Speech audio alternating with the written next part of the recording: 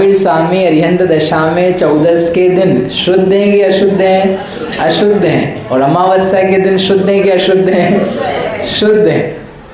ये क्या चक्कर है? चक्कर शरीर का है, चक्कर अघाती कर्म का है, चक्कर नाम कर्म गत स्थूलता प्राप्त हुई। आप देख पा रहे हो महावीर भगवान है, ये महावीर भगवान खड़े हमारे बैठे समावेश शरण में। So you are able to see, ये आत्मा दिखाई नहीं देती है। आत्मा का आप कहीं व्यवहार भी नहीं कर सकते हो, कहीं का कहीं नहीं कर सकते हो। देखो अभी तो आप बोल सकते हो कि ये महावीर भगवान है, ठीक है। कब तक बोल पाओगे?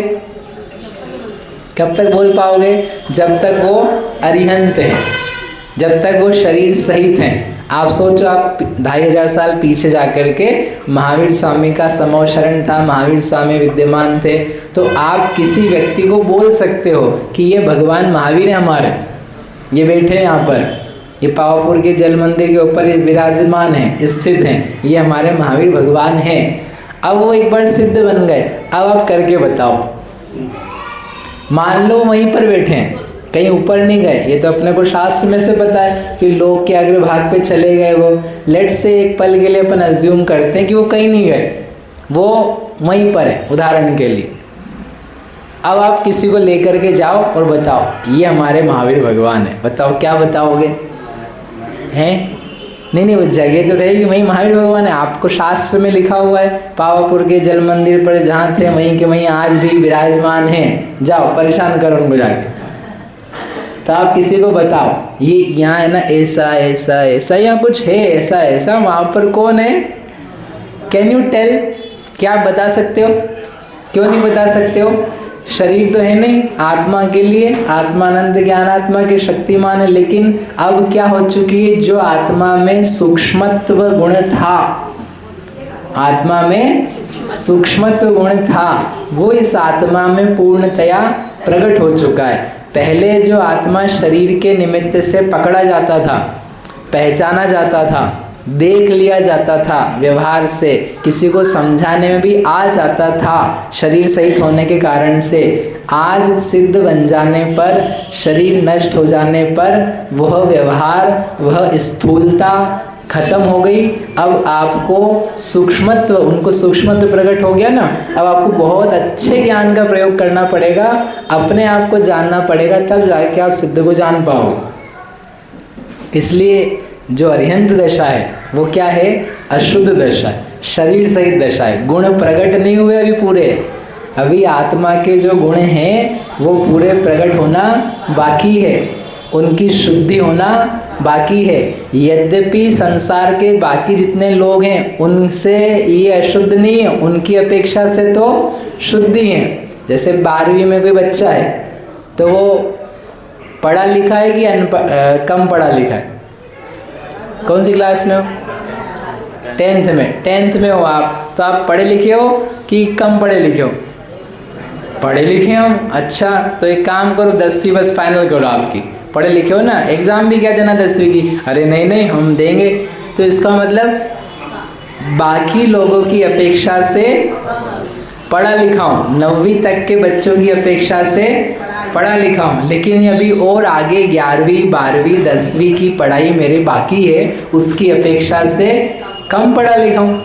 तो व्हाट विल यू डू? आप आगे प्रोग्रेस करोगे।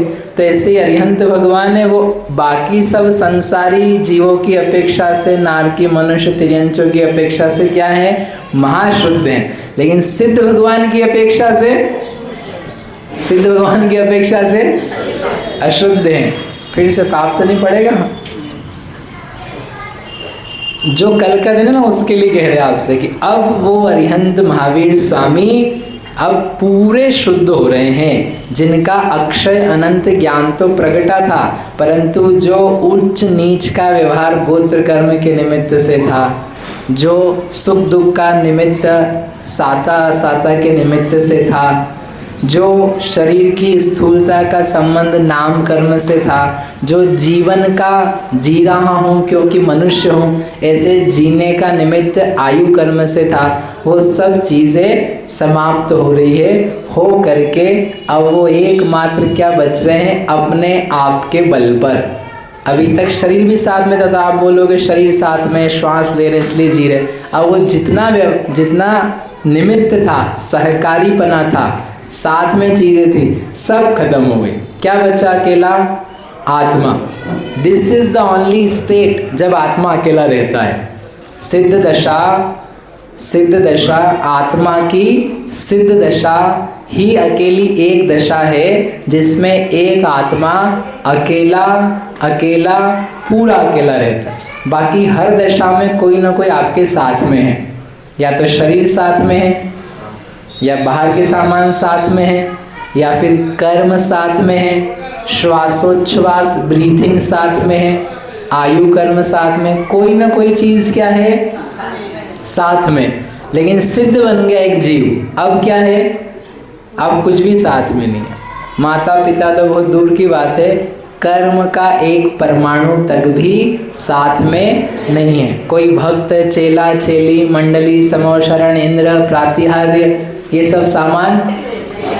तो यदि आपको भगवान महावीर का निर्वाण कल्याणक मनाना है तो आपको अकेली आत्मा कैसी दिखती है उस आत्मा को देखना आना चाहिए। कर्म रहित, पूर्ण, शुद्ध, वीतरागी, इच्छा, कषाय, पाप, मोह, मिथ्यात्व से रहित, शक्तिमान, ज्ञानमान, आनंदवान, निराकुल, ऐसा जो सिद्ध पद है वह सिद्ध पद भगवान महावीर स्वामी ने प्राप्त किया। इसलिए अपन कल क्या मनाएंगे? निर्वाण उत्सव महोत्सव। और उसके उपलक्ष्य में जो गोला चढ़ाते हैं, वो गोला क्यों चढ़ाते हैं? जैसे वो पूरा ठोस है, घन है, मिष्ट है, वैसे यह आत्मा घनाकार, मिष्ट, आनंद, मधुर रस से भरा हुआ, यह उनको प्राप्त हुआ तो हमको भी प्राप्त हो। लड्डू खाने का दिन नहीं है ये लड्डू खाया बोले उन्होंने लड्डू पाया, हमने लड्डू खाया उनको मीठा मीठा लड्डू चढ़ाया, हमको मीठा लड्डू मिल गया तो हो गया मोक्ष। अरे ऐसे मोक्ष नहीं होएगा। कैसे होएगा? यदि जैसे उन्होंने रत्नत्रय प्राप्त किया है वैसे हम करें तो वह मीठी मधुर अपनी आत्मा अपने को प्राप्त होगी। हम आप सभी ऐसा अद्भुत निर्वाण कल्याणक मनाएं, ऐसी मंगल भावना से बोलो महावीर भगवान की, दीपावली के निर्वाण महामहोत्सव की।